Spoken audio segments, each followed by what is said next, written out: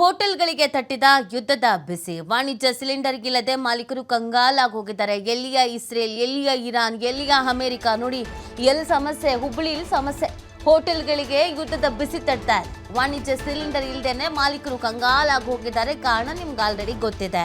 ಯುದ್ಧದ ವಾತಾವರಣ ಇರೋದ್ರಿಂದ ಎಲ್ಲದ ಸಮಸ್ಯೆ ಸೃಷ್ಟಿಯಾಗ್ತಾ ಇರೋದು. ಗ್ಯಾಸು, ಪೆಟ್ರೋಲು, ಡೀಸೆಲು ಇದೆಲ್ಲದರ ಮೇಲೂ ಕೂಡ ಹೊಡೆತ ಬೀಳುವ ಎಲ್ಲ ಲಕ್ಷಣಗಳು ಒಂದೊಂದಾಗಿ ಕಾಣಿಸ್ಕೊಳ್ತಾ ಇದೆ. ಸೊ ಸ್ಟಾಕ್ ಇಲ್ಲ ಅಂತ ಸಿಲಿಂಡರ್ ಹೇಳ್ತಾ ಇದ್ದಾರೆ. ಹಾಗಾಗಿ ಪೂರೈಕೆ ಆಗ್ತಾ ಇಲ್ಲ. ಕಮರ್ಷಿಯಲ್ ಸಿಲಿಂಡರ್ ಧಾರವಾಡ ಜಿಲ್ಲೆಗೆ ಪ್ರತಿನಿತ್ಯ 15,000 ಬೇಕಂತೆ. ಸೊ ಇರೋ ಸಿಲಿಂಡರ್ಗಳಲ್ಲೇ ಹೋಟೆಲ್ಗಳಲ್ಲಿ ಅಡುಗೆ ತಯಾರಿಕೆ ಮಾಡ್ತಾ ಇದ್ದಾರೆ. ಸದ್ಯ 1-2 ದಿನಕ್ಕೆ ಆಗುವಷ್ಟು ಮಾತ್ರ ಸಿಲಿಂಡರ್ ಲಭ್ಯತೆ ಇದೆ. ಸಿಲಿಂಡರ್ ಖಾಲಿ ಬಳಿಕ ಹೋಟೆಲ್ ಬಂದ್ ಆಗುವಂಥ ಪರಿಸ್ಥಿತಿ. ಒಂದು ಸಿಲಿಂಡರ್ಗೆ 400-500 ರೂಪಾಯಿ ಹೆಚ್ಚಿನ ಬೆಲೆಗೆ ಮಾರಾಟ ಮಾಡಲಾಗ್ತಾ ಇದೆ. ಇದರಿಂದ ಸಂಕಷ್ಟಕ್ಕೆ ಸಿಲುಕಿರೋದು ಹೋಟೆಲ್ ಮಾಲೀಕರು. ನಾನು ಬೆಳಗ್ಗೆಯಿಂದ ಇದನ್ನು ಎಕ್ಸ್ಪ್ಲೇನ್ ಮಾಡ್ತಾ ಇದ್ದೆ.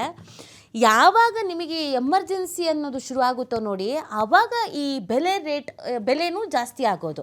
ಇದನ್ನು ಕೆಲವರು ಶೇಖರಣೆ ಮಾಡಿಬಿಡ್ತಾರೆ, ಇದನ್ನು ಕೆಲವರು ತೊಗೊಂಡೋಗಿ ಇಟ್ಕೊಬಿಡ್ತಾರೆ. ಹೆಂಗಿದ್ರೂ ಬೇಕೇ ಬೇಕು ಅಲ್ವಾ.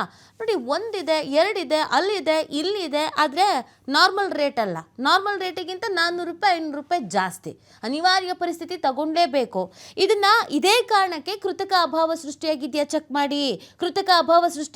ಚೆಕ್ ಮಾಡಿ ಅಂತ ಹೇಳ್ತಾ ಇದ್ದಿದ್ದು ಇದೇ ಕಾರಣಕ್ಕೆ. ಪರಿಸ್ಥಿತಿಯನ್ನು ಬಳಸಿಕೊಳ್ಳೋರು ನಮ್ಮಲ್ಲಿ ಸಿಕ್ಕಾಪಟ್ಟೆ ಜನ ಇದ್ದಾರೆ.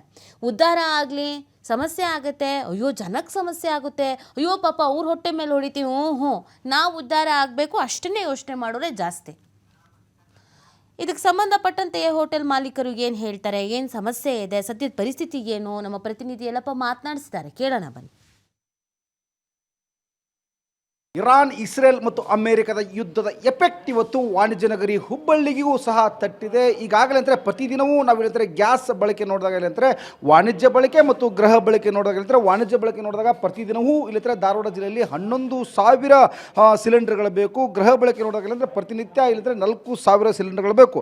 ಅಂದರೆ ಧಾರವಾಡ ಜಿಲ್ಲೆಯಲ್ಲಿ ಒಟ್ಟು 15,000 ಸಿಲಿಂಡರ್ಗಳು ಇಲ್ಲಿ ಅಂತಾರೆ ಬೇಕಾಗ್ತವೆ. ಆದರೆ ಇಲ್ಲಿ ಅಂದರೆ ಇವತ್ತು ಒಂದು ದಿನ ನಿನ್ನೆವರೆಗೂ ಸಹ ಇಲ್ಲಂದರೆ ಯಾವುದೇ ಸ್ಟಾಕ್ನಲ್ಲಿ ವ್ಯತ್ಯಾಸವಿಲ್ಲ. ಆದರೆ ಇಲ್ಲಿ ಅಂದರೆ ಯಾವುದೇ ವಾಣಿಜ್ಯ ಬಳಕೆದಾರರು ಯಾರು ಹೋಟೆಲ್ ಉದ್ಯಮಿದಾರರು ಏನಂದರೆ ಆ ಹೋಟೆಲ್ ಉದ್ಯಮಿದಾರರು ಯಾರು ಇವತ್ತು ಗ್ಯಾಸನ್ನು ಸಪ್ಲೈ ಮಾಡ್ತಾರೆ, ಸಿಲಿಂಡರ್ಗಳನ್ನು ಸಪ್ಲೈ ಮಾಡ್ತಾರೆ, ಅವ್ರಿಗೆ ಫೋನ್ ಕರೆಯನ್ನು ಮಾಡಿದಾಗ ಕೆಲವೊಂದಿಷ್ಟು ಅಂಗಡಿಗಳಲ್ಲಿ ಮೊಬೈಲ್ ಕೆಲವೊಂದಿಷ್ಟು ಏನು ಸರಬರಾಜು ಏನಿದ್ದಾರೆ ಪೂರೈಕೆದಾರ ಏನಿದ್ದಾರೆ ಅವ್ರ ಮೊಬೈಲ್ಗಳು ಸ್ವಿಚ್ ಆಫ್ ಆಗಿವೆ. ಇನ್ನೊಂದಿಷ್ಟು ಜನ ಇಲ್ಲ, ಇವು ನಮ್ಮಲ್ಲಿ ಸ್ಟಾಕ್ ಇಲ್ಲ, ನೀವು ಮಿತವಾಗಿ ಬಳಸಿ ಅಂತೇಳಿ ಈಗಾಗಲೇ ಉತ್ತರವನ್ನು ಕೊಡ್ತಿದ್ದಾರೆ. ಹೀಗಾಗಿ ಇಲ್ಲಿ ಅಂದರೆ ಬೆಂಗಳೂರಿನಲ್ಲಿ ಈಗಾಗಲೇ ಕೆಲವೊಂದಿಷ್ಟು ಹೋಟೆಲ್ಗಳು ಬಂದ್ ಆಗಿದ್ದಾವೆ. ಅದರ ಎಫೆಕ್ಟ್ ಇವತ್ತು ವಾಣಿಜ್ಯ ನಗರಿ ಹುಬ್ಬಳ್ಳಿಗೂ ಸಹ ಇಲ್ಲಿ ಅಂತ ತಟ್ಟಲ್ಲ. ಅದೇ ರೀತಿ ಅಂತ ಈಗಾಗಲೇ ಬೆಂಗಳೂರಲ್ಲಿ ಹೋಟೆಲ್ಗಳು ಬಂದಾಗಿವೆ.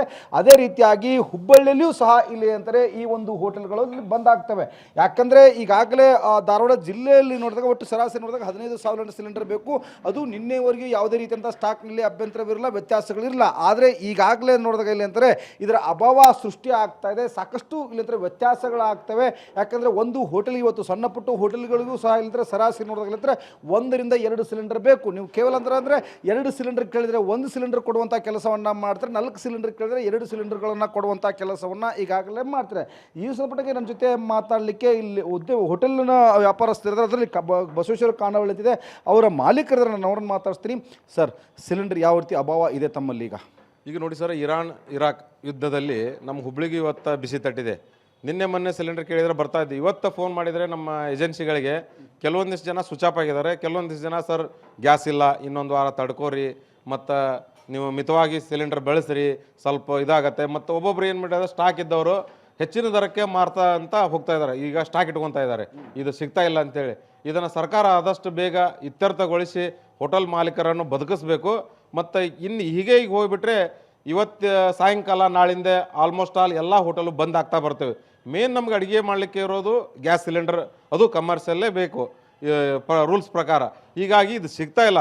ಇದು ಸಿಕ್ಕರೆ ನಮ್ಮದು ಒಲಿ ಹತ್ತೋದು, ಜನಕ್ಕೆ ನಾವು ಸರ್ವ್ ಮಾಡೋದು. ಒಲಿನೇ ಹತ್ತಲಿಕ್ಕಂದ್ರೆ ನಾವು ಹೇಗೆ ಜನರಿಗೆ ಅಡುಗೆ ಬಡಿಸ್ಬೇಕು, ಊಟ ಮಾಡಿಸ್ಬೇಕು ಅಂತ ಹೇಳ್ತಾ ಇದೆ. ಆದಷ್ಟು ಬೇಗ ಅದನ್ನು ಸರ್ಕಾರ ಎಚ್ಚೆತ್ಕೊಂಡು ನಮ್ಗೆ ಹೋಟೆಲ್ರಿಗೆ ಎಲ್ಲ ಹೋಟೆಲ್ ಮಾಲೀಕರಿಗೂ ಮೊದಲು ಹೇಗೆ ಸಿಲಿಂಡರ್ ಕೊಡ್ತಾಯಿದ್ರು ಅದೇ ರೀತಿ ದಿನೇ ಸಿಲಿಂಡರ್ ನಮಗೆ ಸರ್ವ್ ಮಾಡ್ಬೇಕಂತ ಕೇಳ್ತಾರೆ ಸರ್. ನೀವು ಏಜೆನ್ಸಿಯವ್ರನ್ನ ಸಂಪರ್ಕ ಮಾಡಿದ್ರೆ ಅವ್ರು ಏನು ಹೇಳ್ತಿದ್ದಾರೆ ಸರ್? ಏಜೆನ್ಸಿಯವರು ಕೆಲವೊಂದಿಷ್ಟು ಏಜೆನ್ಸಿಯವರು ಫೋನ್ ಸ್ವಿಚ್ ಆಫ್ ಆಗಿದೆ ಸರ್. ಕೆಲವೊಂದಿಷ್ಟು ಏಜೆನ್ಸಿಯವರು ಸರ್ ಇವತ್ತು ಬರ್ತಾವೆ, ನಾಳೆ ಬರ್ತಾವೆ ಸರ್, ನಮ್ಮ ಕಡೆ ಸ್ಟಾಕ್ ಇಲ್ಲ, ಬೇರೆ ಕಡೆ ಸ್ಟಾಕ್ ಐತಿ, ತರಿಸ್ಬೇಕಂತ ಸರ್, ಅದು 2,500 ಆಗತ್ತೆ ಅಂತ ಕೇಳ್ತಾರೆ. ಈಗ ಮೊದಲೇ ನಾವು ರೇಟ್ ತುಂಬ ಜಂಪ್ ಇದೆ, 19 kgಗೆ 1800 ಚಿಲ್ಲರ್ ಕೊಡ್ತಾ ಇದ್ದೀವಿ.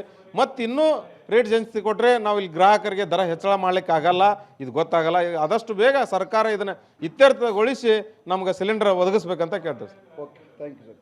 ಕೆಲವೊಂದಿಷ್ಟು ಜನ ಏಜೆನ್ಸಿಗಳನ್ನ ಸಂಪರ್ಕ ಮಾಡಿದಾಗ ಕೆಲವೊಂದಿಷ್ಟು ಜನರದ್ದು ಮೊಬೈಲ್ ಸ್ವಿಚ್ ಆಫ್ ಇದೆ, ಇನ್ನೂ ಕೆಲವರು ಇಲ್ಲಿ ಅಂದರೆ ನಮ್ಮಲ್ಲಿ ಸಿಲಿಂಡರ್ ಇಲ್ಲ ಅಂತ ಹೇಳಿದರೆ, ಇನ್ನೊಂದಿಷ್ಟು ಜನ ಇಲ್ಲಿ ನೋಡಿದಾಗ ಇಲ್ಲಿ ಅಂತಂದರೆ ಇವತ್ತು ನಾವು ಪ್ರತಿ ಸಿಲಿಂಡರ್ ನೋಡಿದಾಗ ಅಂದರೆ 18 ರೂಪಾಯಿಗೆ ಹೆಚ್ಚಿಗೆ ಇಲ್ಲಂತರ ಬೆಲೆಯನ್ನು ಕೊಡ್ತೀವಿ, ಇಲ್ಲಿ 2200 ಆಗುತ್ತೆ, 2300 ಆಗುತ್ತೆ, ಬೇಕಾದ್ರೆ ತೆಗೆದುಕೊಳ್ಳಿ ಅಂತೇಳಿ ಹೀಗಾಗಿ ಉತ್ತರ ನೀಡ್ತಾರೆ. ನಾವೇನು ಮಾಡಬೇಕು ಅನ್ನೋದು ನಮಗೆ ತಿಳಿತಲ್ಲ. ಹೀಗಾಗಿ ಸರ್ಕಾರ ಇಲ್ಲಿ ಅಂದರೆ ಮಧ್ಯಪ್ರವೇಶ ಮಾಡಬೇಕು. ಸಿಲಿಂಡರ್ ಅಭಾವ ಸೃಷ್ಟಿಯಾಗಿದೆ, ಅದನ್ನು ಸರಿ ಮಾಡಬೇಕು. ಸರಿ ಮಾಡದೆ ಹೋದರೆ ನಾಳೆಯಿಂದ ನಾವು ಸಹ ಇಲ್ಲಂದರೆ ಹೋಟೆಲ್ಗಳನ್ನು ಬಂದ್ ಮಾಡಬೇಕಾಗುತ್ತೆ ಅನ್ನೋದು ಹೋಟೆಲ್ ಮಾಲೀಕರ ಮಾತು. ಕ್ಯಾಮರಾ ಪರ್ಸನ್ ಬರ್ ಜೊತೆ ಯಲ್ಲಪ್ಪ ಸುಲರ್ಗಪ್ಪ, ಟಿ5 ಹುಬ್ಬಳ್ಳಿ.